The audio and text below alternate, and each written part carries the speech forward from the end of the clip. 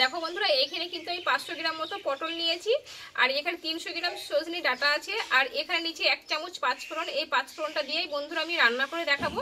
আর এই রান্নাটা খুব টেস্টি হয় বন্ধুরা, একবার রান্না করে তোমরা দেখো, লুচি পরোটা গরম ভাতে একদম জমে যাবে। নমস্কার বন্ধুরা, কাকুলি কিচেন হাউসে সবাইকে স্বাগত জানিয়ে প্রতিদিন তোমাদের নতুন রেসিপি নিয়ে চলে এসেছি। তো আজকের রেসিপি আশা করি ভালো লাগবে। আজকে আমি তোমাদের বানিয়ে দেখাবো সজনে ডাঁটা দিয়ে পটলের একটা নিরামিষ রেসিপি। তাই এই রেসিপিটা এত দুর্দান্ত খেতে হয়, লুচি পরোটা কিংবা ভাতের সঙ্গে অসাধারণ লাগবে খেতে। আর বন্ধুরা, আমি দুদিন ভিডিও দিতে পারিনি, প্রচণ্ড আমাদেরকে বৃষ্টি, তা আজকে আমি লোড দিতে পারবো না, বলতে পারছি না। তাই যদি দিই তা পুরো ভিডিওটা তোমরা স্কিপ না করে দেখতে থেকো। আর যে সকল বন্ধুরা নতুন আমার চ্যানেলে, তাহলে চ্যানেলটা সাবস্ক্রাইব করে পাশে থেকো। তাহলে চলো রান্নাটা শুরু করি। আর বন্ধুরা, আজকেও কিন্তু বৃষ্টি আসবে, পুরো অন্ধকার হয়ে গেছে, তার জন্য সবজিটা কিন্তু আগেই কেটে নিয়েছি আমি।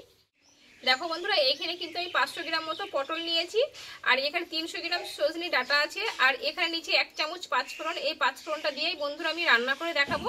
আর এই রান্নাটা খুব টেস্টি হয় বন্ধুরা, একবার রান্না করে তোমরা দেখো, লুচি পরোটা গরম ভাতে একদম জমে যাবে। তাহলে চলো আমি রান্নাটা শুরু করি।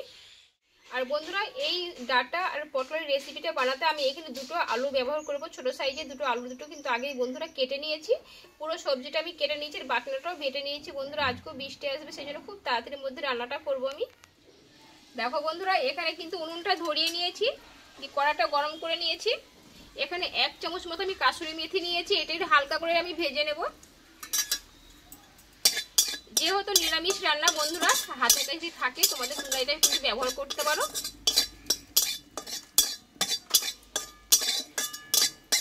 দেখো, এটা কিন্তু আমার ভাজা হয়ে গেছে, খুব সুন্দর একটা গন্ধ বেরিয়েছে। এবার নামিয়ে নেব। আর বন্ধুরা, এখানে 1 চামচ পাঁচফোড়ন নিয়েছি, এইটা দিয়ে রান্না হবে বন্ধুরা, তার জন্য আমি এখানে অর্ধেকটা নিয়ে নেব, আর অর্ধেকটা রেখে দেবো আমি। এটা আমি একটু হালকা করে ভেজে নেব, সুন্দর একটা গন্ধ বেরোলে কিন্তু নামিয়ে নেব।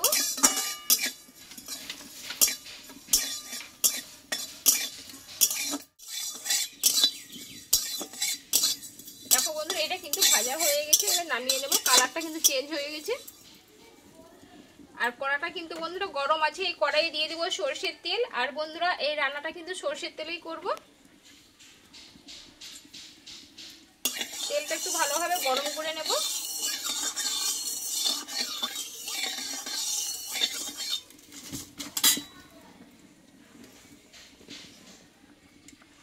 দিয়ে কেটে ধুয়ে রাখা পটলটা আমি কষে নেব।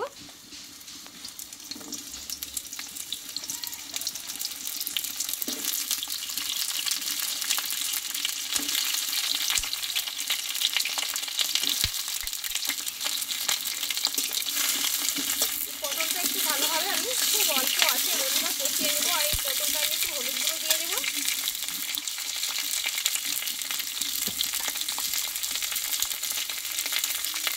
অল্প একটু হলুদ দেবো।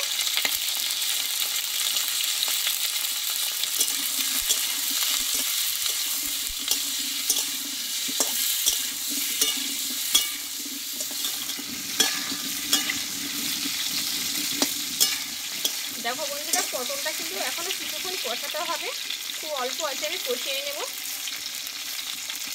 আর এই রান্নাটা কিন্তু সরষের তেলে করলে খেতে ভালো লাগবে।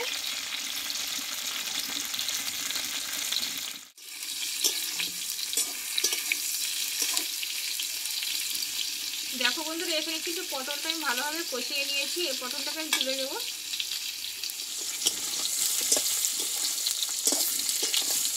দেখো, পটলগুলো খুব সুন্দরভাবে কিন্তু আমি কষিয়ে নিয়েছি। এবার তেল থেকে আমি তুলে নেব। আর বন্ধুরা, এখানে প্রথমে কিন্তু তেলের ভাগটা আমি বেশি দিয়েছি, এই তেলটাতে কিন্তু আমি আলু আর ডাঁটাটা কিন্তু কষিয়ে নেব।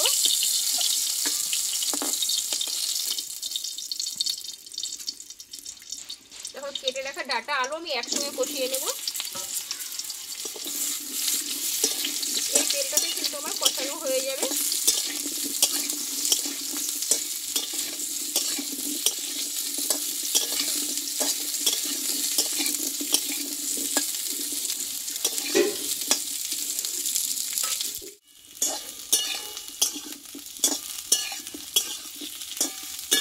দেখো বন্ধুরা, এখানে কিন্তু ডাঁটা আর আলুগুলো খুব সুন্দরভাবে আমি কষিয়ে নিয়েছি লাল লাল করে। এবার তুলে নেব আমি।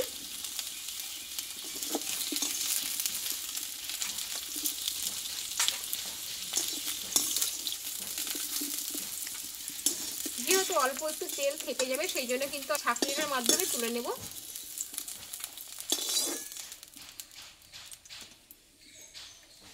এইবার এই কড়াইয়ে আমি আরেকটু সরষের তেল দিয়ে দেব।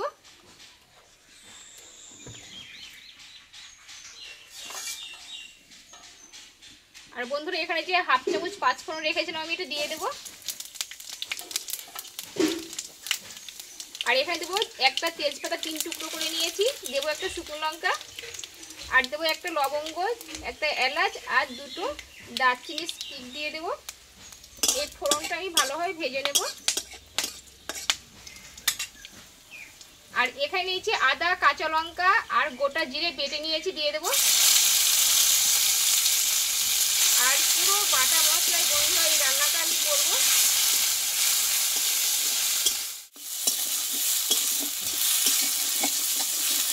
দেখো বন্ধুরা এখানে কিন্তু মশলাটা ভালোভাবে কষিয়ে নিয়েছি। এইবার দেবো এখানে বড় সাইজের একটা টমেটো কুচি করে নিয়েছিলাম, দিয়ে দেবো। আর দেবো স্বাদ মতো লবণ, আর দেবো হলুদ গুঁড়ো, দিয়ে মশলাটাকে ভালোভাবে কষিয়ে নেব।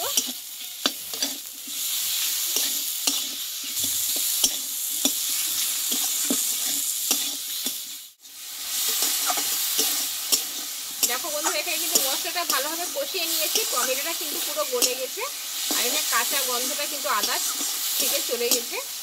এবার এইটা যেহেতু নিরামিষ রান্না, তার জন্য এখানে আমি বন্ধুরা আগেই বললাম তোমাদের পোস্ত আর কালো সরষে আগে বেটে নিয়েছি, আমি এটা দিয়ে দেবো। 1 চামচ সরষে 1 চামচ পোস্ত আছে। খুব তাড়াতাড়ি বন্ধুরা রান্নাটা, সেই জন্য কিন্তু আগে আমি সম্পূর্ণ রেডি করে নিয়েছি। সরষে পোস্ত বাটা দিয়ে একটু ভালোভাবে কষিয়ে নেবো আর একটু মশলাটা।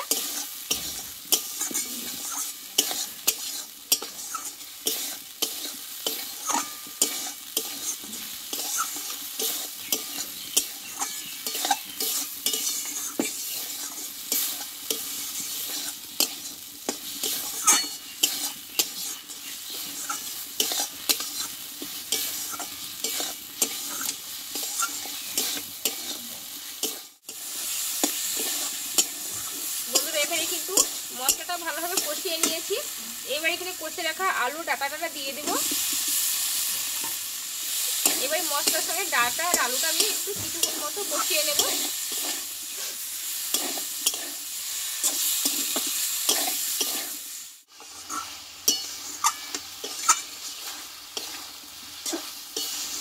দেখো বন্ধুরা এখানে কিছুক্ষণ কিন্তু কষানো হয়ে গেছে। এবার আমি পটলটাকে দিয়ে দেবো।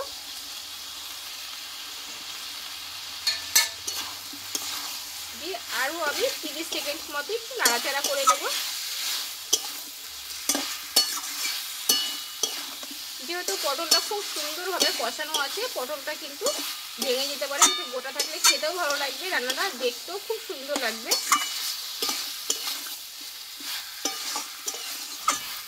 দেখো এইখানে এবার আমি নর্মাল জল কিন্তু ব্যবহার করব, তোমরা গরম জলও দিতে পারো। আমি জলটা দিয়ে দেবো।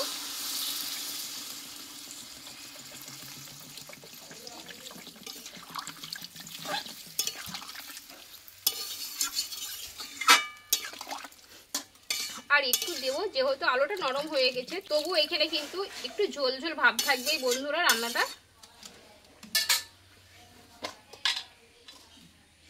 আর এবার ওপর দিয়ে দিব কিছুটা ধনিয়ার পাতা কুচানো।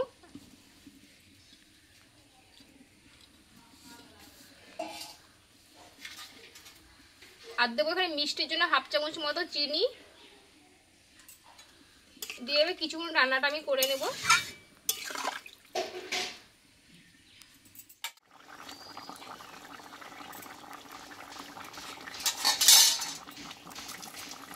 দেখো বন্ধুরা এখানে কিন্তু আমার তরকারিটা অনেক সময় আমি ফুটিয়ে নিয়েছি, আলুগুলো কিন্তু সুসেদ্ধ হয়ে গেছে দেখো সুন্দরভাবে। আর এখানে যেহেতু নিরামিষ রান্না, তার জন্য বন্ধুরা একটু ঘি দিতে হবে, ঘিটা আমি সব লাস্টে দেবো। এবার যে কাসুরি মেথিটা আমি ভেজে রেখেছিলাম উপর দিয়ে দেবো, একটু হাত দিয়ে আমি মুছলিয়ে নিয়েছি। আর দেবো এখানে 1/2 চামচ মতো 5 ফোড়ন ভেজে নিয়েছি, এটা গুঁড়ো করে নিলাম, এটাকে দিয়ে দেবো।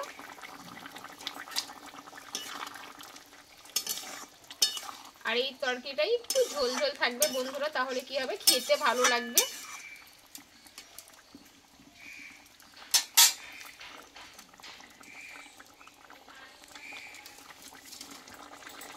এবার দেবো আমি সবশেষে হাফ চামচ মতো ঘি।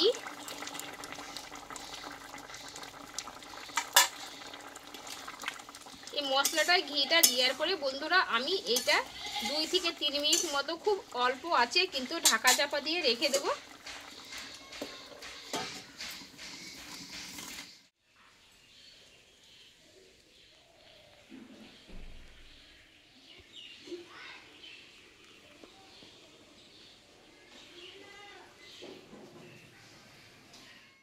বন্ধুরা এখানে কিন্তু 2 মিনিট মতো ঢাকা চাপা দিয়ে খুব অল্প আছে আমি রান্নাটা করে নিয়েছি। এবার আমি নামিয়ে নেব।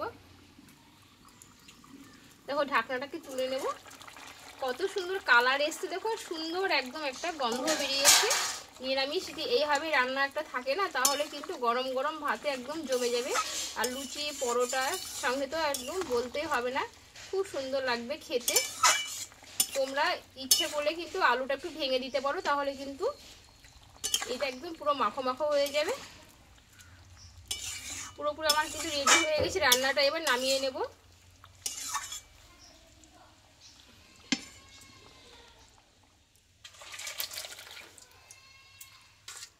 বন্ধুরা তাহলে নিরামিষ রেসিপিটা আমার হয়ে গেল। খুব অল্প সময়ের মধ্যে কিন্তু সিম্পলভাবে রান্নাটা হয়ে গেল ঘরোয়া পদ্ধতিতে। তাহলে তোমরা এইভাবে বাড়িতে একবার বানিয়ে নিতে পারো, আশা করি ভালো লাগবে। তা আমার রেসিপিটা তোমাদের কেমন লেগেছে কমেন্ট করে জানাবে। যদি ভালো লাগে একটা লাইক করে দিও আর বন্ধুদের শেয়ার করে দিও। আবার পরে তোমাদের কাছে অন্য কোনো নতুন রেসিপি নিয়ে আসবো। তোমরা ভালো থেকো, সুস্থ থেকো, টাটা।